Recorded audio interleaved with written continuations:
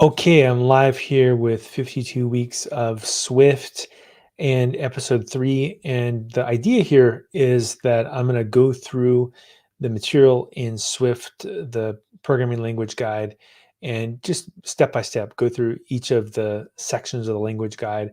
When I'm done with that, then I'll go into building applications, building mobile apps, building desktop apps, command line tools, microservices, you name it. But for today, we have the basic operators in Swift, and I'm going to go ahead and get into that. So if you want to follow along, you can just go to the official language guide. In fact, I'll just share my screen here, and that's probably a good way to start. If I go through here and I share my entire screen, you'll see where I am at. So basically, I have inside of here the Swift Programming Language Guide 5.5, and I also have a Playgrounds window open in Xcode. And if we start off with this basic operator here, we can just kind of go through this together. So an operator is a special symbol or phrase that you add that you use to check, change, or combine values. So this is really a foundational component for building things in programming, and you'll see these different operators for things you need to do logically. So in terms of the terminology, there are some things that are pretty cool about Swift compared to, let's say, Python. One of them is that they have unary, binary, or ternary operators. And in particular, with unary, this would just be things like, exclamation point B, right? That's a unary operator. Binary would be 2 plus 3. A ternary operator is something like A question mark B colon C. And so we can start off with just playing around with assignment operator. And, I guess if we just go through here, and I'm going to bring this to the left right here to give us a little bit more room. And I can just bring this over here. And you can see here we've got, some stuff I can play around with. I can say, let B equal to 10. And if I do a return here, that just assigns a immutable variable to B. If I do var A is equal to 5, this will make this a mutable variable. So I can change A, but I can't change B. And so what I could do is I can say A is equal to B. So that's kind of a cool little trick, right? That just demonstrates the fact that some things are changeable, some things are not. Now, the other thing that is pretty cool about Swift here, if we just keep going down the list, is this multiple assignments. And so the concept is similar in Python as well, which is you can actually unpack something from the right into the left. And so if we say here, we say, let X and Y go in, I can actually go through here and say 1 and 2. And this is going to unpack and assign X is equal to 1 and then Y is equal to 2. So if we go down here, we see that, and how it actually tests this out. I could actually just say, print X and just double check what that is. And that should be 1, which it is. And if I go through here and I print Y, that should be 2, right? So it's a pretty straightforward concept, but actually also really powerful. Let's say you're dealing with, I don't know, some result from a database or a JSON payload or whatever, and you want to unpack, 2 pieces of it. This is a great way to do that. Now, one of the things that you can do is that in this case, they're mentioning that unlike assignment operators in C and Objective-C, the assignment operator in Swift itself doesn't return a value. So you can't say if X is equal to Y, etc. So let's go now to arithmetic operations. I think this is definitely a pretty good way to start with any language, is to use the arithmetic operations: addition, subtraction, multiplication, division. And in particular, one of the things that we can do is we can take a look at, adding things together. And just like Python, it's almost identical. In fact, you just say 1 and 2, right? And it goes through, and we know that will equal to 3. We see that on the right. If I want to do subtraction, same thing. It works the same way.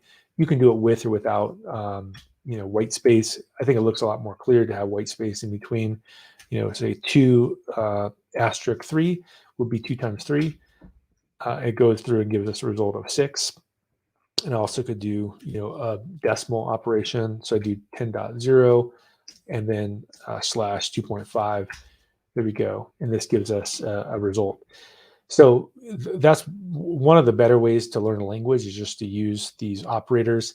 Now, one thing you can do as well, that, and this again is something that's similar to what you can do in Python, is you can actually concatenate strings together, which is pretty cool. And so let's go ahead and read the documentation. It says, unlike arithmetic operators in C and Objective-C, the Swift arithmetic operators don't allow values to overflow by default.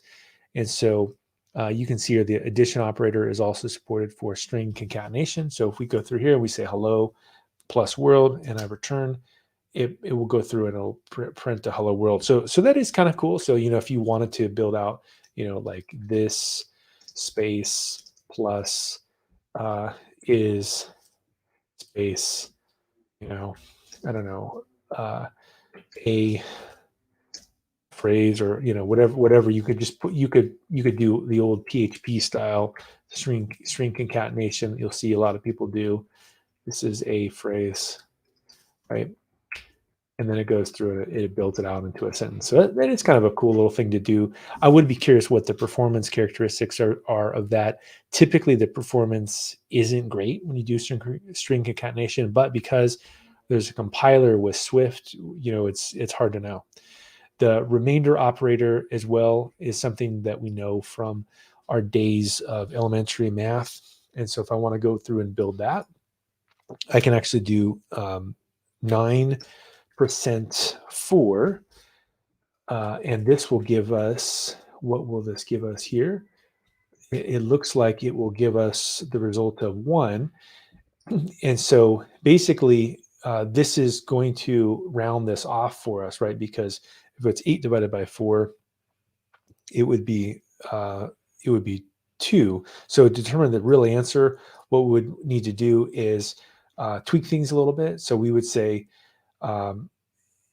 basically, if this said the same method is applied when calculating a remainder for a negative value. And so if we go through here and we say minus 9% for, we can go through here and try this thing out, and we've got minus 1. So basically, the operator calculates the following occasion and returns the remainder as an output. Oh, I see. So it's actually giving us not the value, but the remainder itself, which is kind of an interesting concept when you think about it. It's slightly unintuitive that would give you the remainder, but that's one way you do it. So the next thing we're going to get into is unary operator here, minus operator. So if we say, let 3 is equal to 3, let's go ahead and try that out.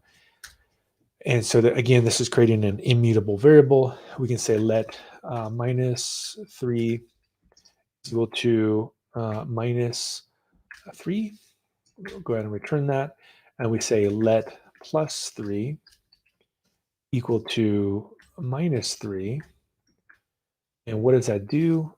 That it should give us back,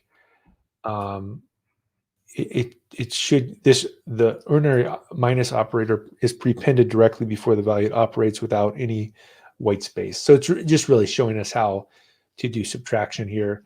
The plus operator as well, we can go ahead and do that.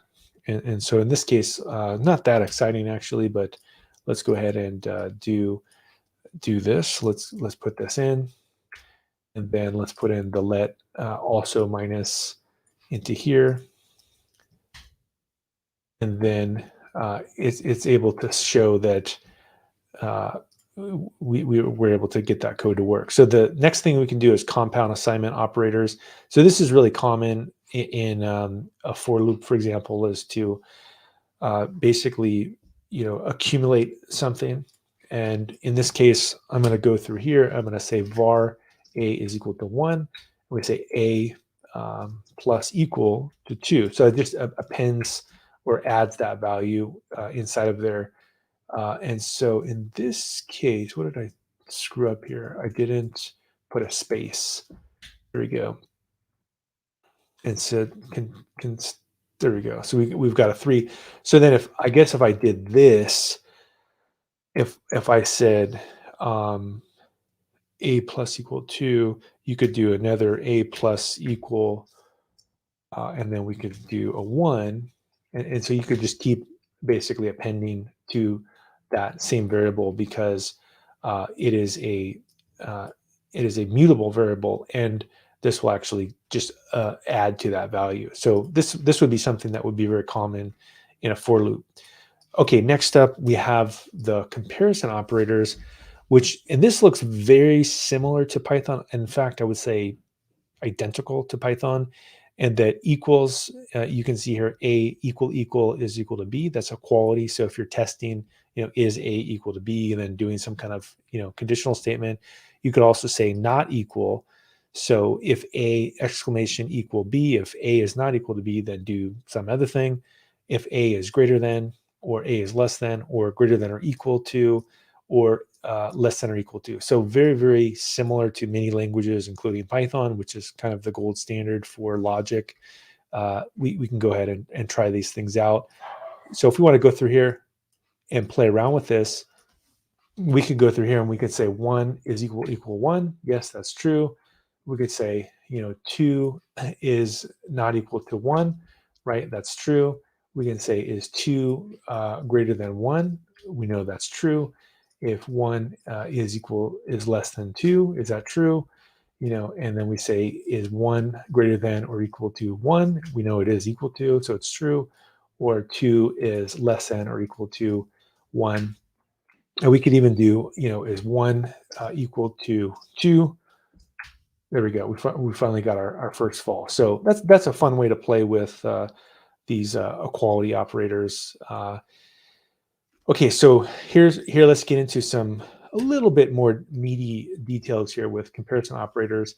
And so this would be a pretty good example. In fact, I'll just type this out so I'll get the practice. So if we say let name here, we just say let name equal to world right there. So we have a immutable variable. And then if I say if name is equal to world, then I would go through and I would build my my conditional statement inside of here. So what we do is we put the brackets in here. The editor is pretty nice. It completes those brackets for me.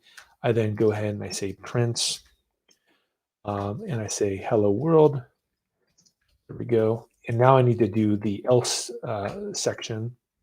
So I need to open this up right here and do these brackets.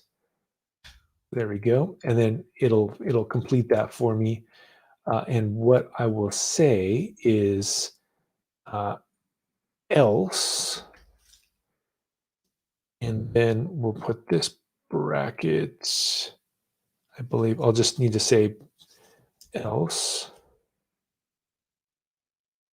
Let's see, go through else.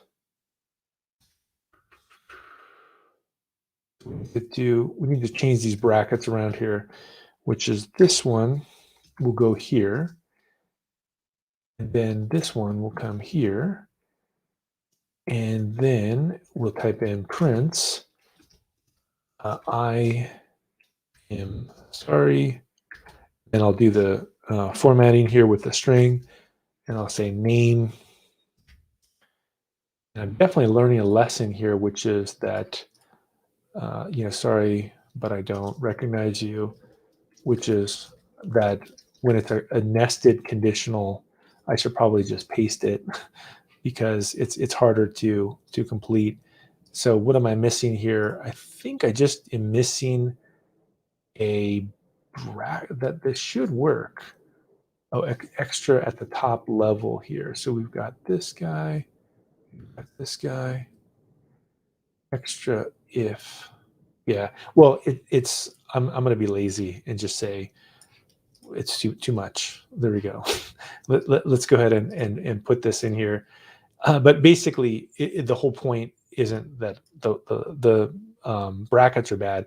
It's that we're using the name equality operator to do some kind of conditional statement with control flow. So similarly with this, you can compare two tuples, which is pretty cool actually. So let's go ahead and try this up. Next is if I go to these tuples here and I say one zebra is less than two apple, this would be true because one is less than two. So that is an interesting concept about how they're deciding to make something true. I guess you just look at the numerical values. So let's see how they do this. So they say you can compare two tuples if they have the same type and the same values. Tuples are compared from left to right, one value at a time until the comparison finds two values that aren't equal. So if the elements are equal, then tuples themselves are equal. So I guess because it's looking to see that the tuple has a numerical type, it doesn't even compare the strings because it's not really, it's nonsensical to compare the string. Similarly, if we go through here, this would be equal. So this would be false, I believe. Let's see what it says. No, 3 is less. That doesn't make sense to me. Why would this? Apple is less than bird because 3 is equal to 3 and apple is less than bird. I really don't know how it's getting this unless, for example, it is maybe using alphabetical, sorting to determine that, which is kind of interesting. Maybe it tells us, it says, doesn't matter that zebra is less because of comparison. However, the tuple's first elements. Yeah, that is interesting. I'm actually kind of curious about how that works. I'll have to later explore that around, but that is kind of a cool concept. In this case, we can run this one as well, blue, purple, and we can say that this is true, that -1 is obviously less. So the text here, how it's doing the comparison, I mean, I guess I could find this out because what I could do is, let me just see if I can appease my curiosity here, which is I'm going to go to Apple and I'm going to verify that Apple is less than a bird. And I want to figure out why it's less than a bird. So it says true. So now what happens if I say,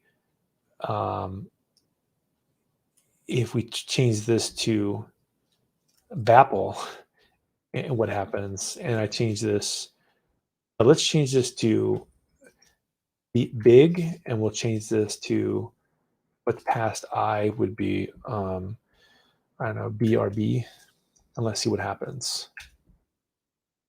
True. Yeah, I don't understand how it's sorting this, but I'll have to look at that later. Okay, so ternary conditional operator is a special operator with 3 parts, which takes from the form of a question answer. It's a shortcut for evaluating one of 2 expressions based on whether the question is true or false. If the question is true, it evaluates answer 1 and returns its value. Otherwise, it returns answer 2. So it's really shorthand for a very annoying if-else statement, which in Swift is a little clumsy. I have to admit these brackets are not great for me, right? Because they're just hard to type out. And so, what we can do here with the ternary operator is make things a lot cleaner by, basically deciding an if-else statement. So if we go through here and we say, let content type equal to be 40, let's try that. Scroll this up a little bit.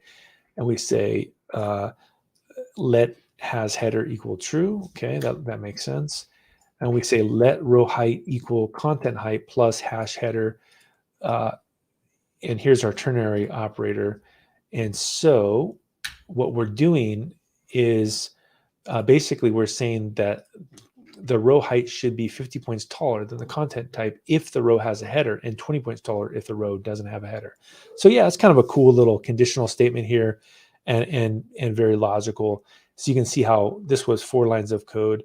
and the other one would be 9 lines of code. So yeah, I think the ternary operator is kind of a cool little trick.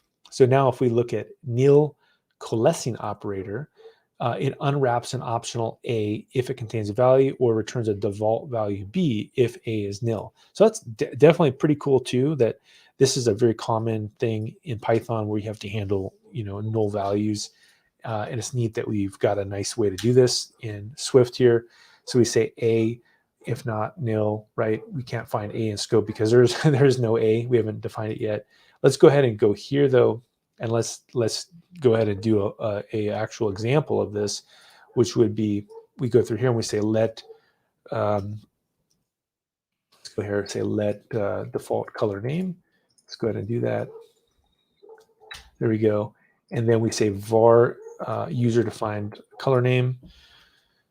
Here we go. And what we do is we say user defined color name is nil, because this is defaults to nil. And so what we're going to do is we're going to set a default, because we've set this to be nil, and in this case, this nil coalesce will set the default value instead. So again, that's a kind of a cool little trick there. And also we can go through here and we can run this in a similar thing as well, which if you assign a non-nil value to user-defined color name and perform the nil coalescing operator check again, the value wrapped inside is used instead of the default. Okay, cool. So what about range? This is definitely something that comes up a lot in programming. You use range a lot when you're dealing with for loops, right? That's really one of the most common use cases for ranges. And so the closed range operator defines a range that runs from A to B. All right, so this is kind of the simple thing that most languages are familiar with. So you basically say, run this thing between 1 and 5 times, right? And so very, very, very intuitive here to build this out. In fact, why don't I just get some practice on it and type out the full expression, and maybe even go a little bit over here so I can do the whole thing at once. So we'll say, for index in 1 ... 5. I definitely like that syntax. It auto completes in the bracket for me, and then I just put in whatever thing I'm going to say. I would go through here and fill in my variable that's going to get formatted, right? Because index is the loop variable, so it's going to swap that one out, and then we say times 5 is, and then we can do some kind of operation inside of here, like which is pretty cool. So we could just say index 5, right? So we're just doing a kind of a classic thing you would do in a for loop here, and putting this in. There we go.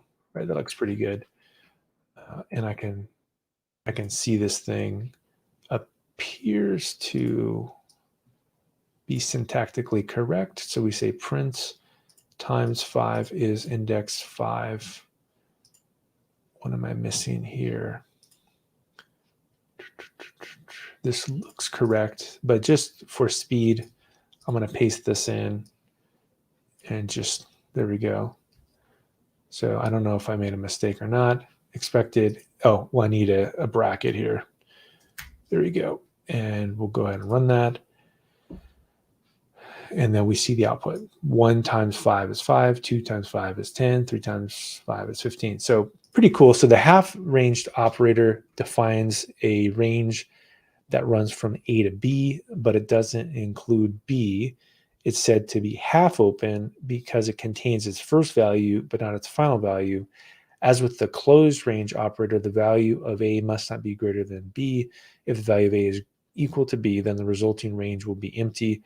Half open ranges are particularly useful when you work with zero-based lists, such as an array, where it's useful to count up to, but not including the length of the list. Okay, that looks kind of a cool concept here.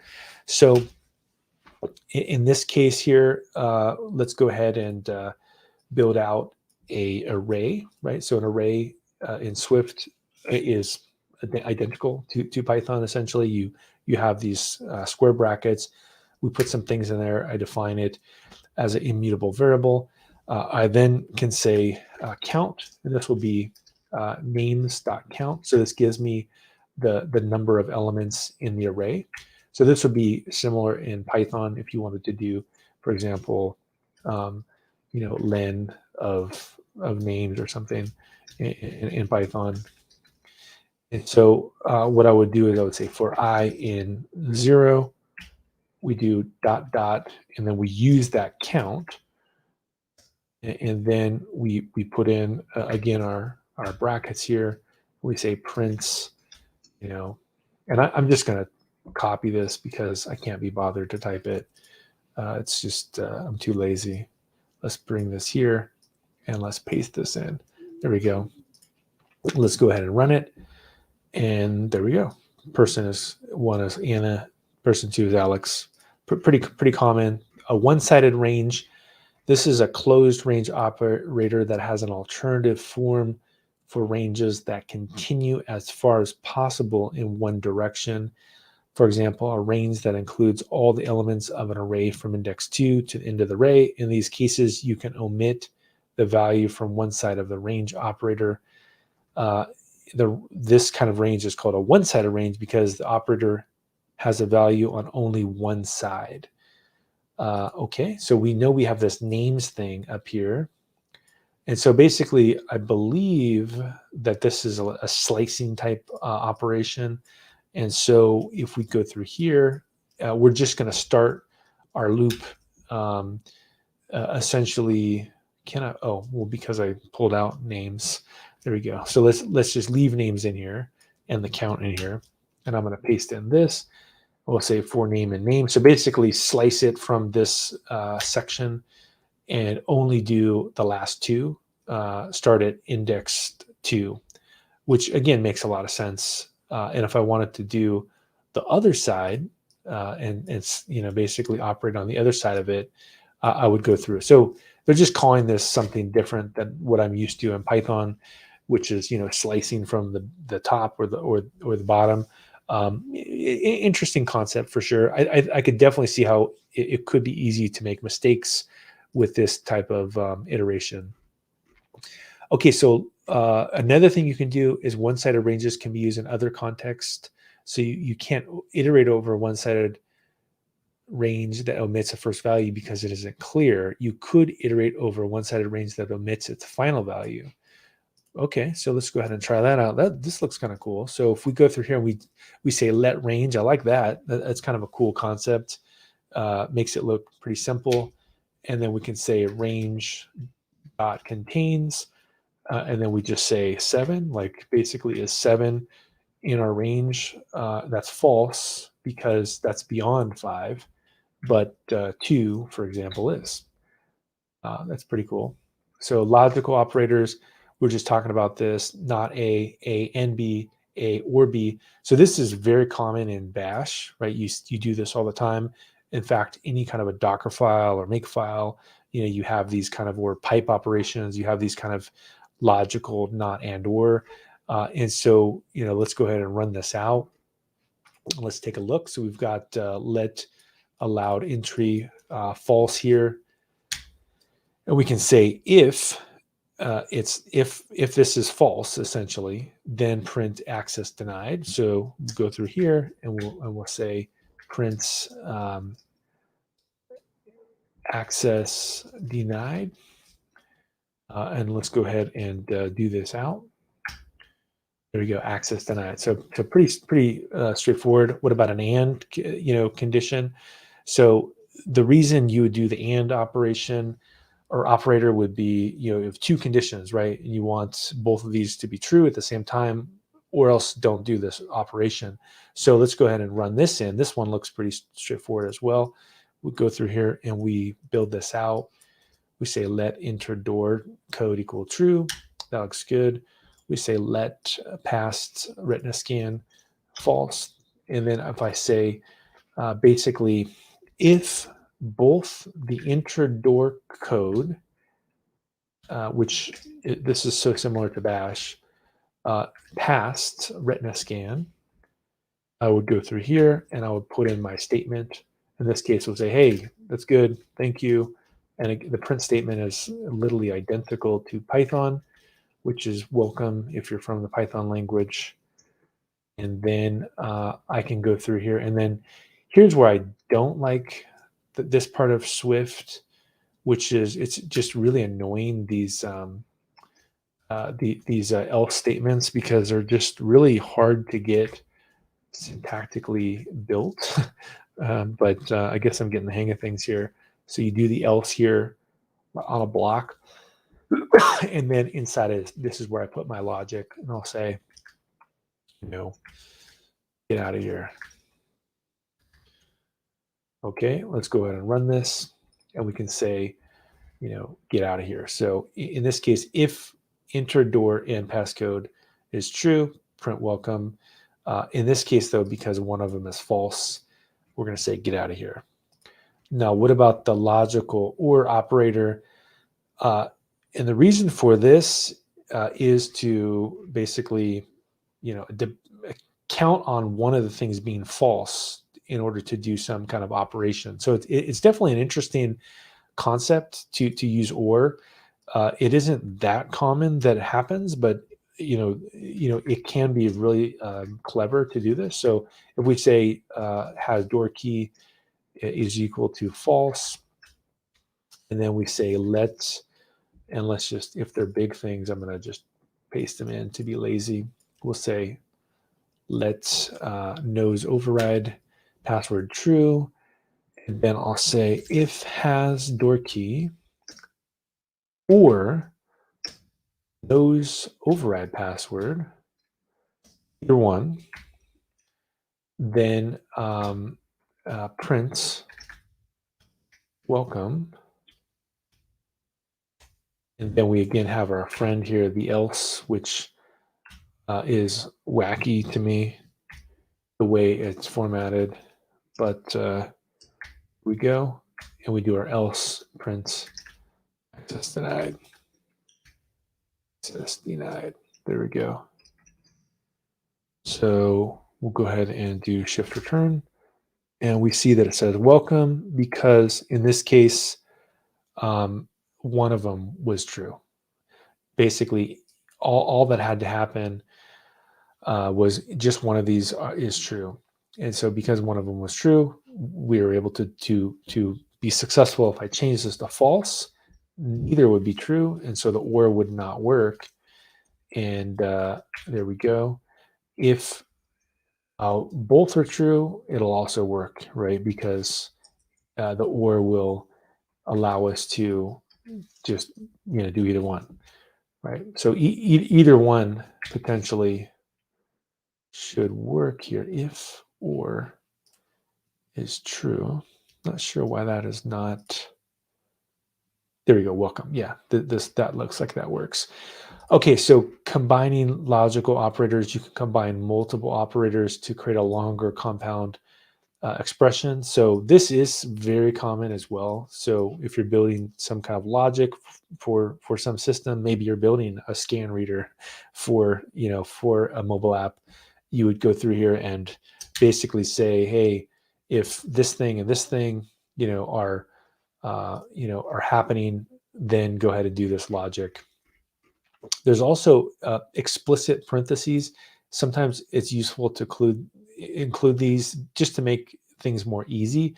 So this is actually kind of helpful. I do agree with this. Like, for example, if you want to just put that together so people know that this is a statement, if this and this happen, or this other thing, go through and do it. So that definitely makes sense. So that's a good holding pattern for today. I'm going to stop sharing my screen. Yeah, so what we covered today was operators. There's a couple things I'm still fuzzy on. And so I'll go through here and play around with them a little bit more, like especially the string. I don't know why one value is evaluating to be equal or greater than another. I'll have to figure that one out. But I also like some of these other operators and some of the ways that that the for loops are generated, the ranges are generated inside of Swift. So there's some cool things I learned today. And then next week, I'm going to cover strings and characters. Okay, well, thank you again if anybody was following along, and I'll see you next week.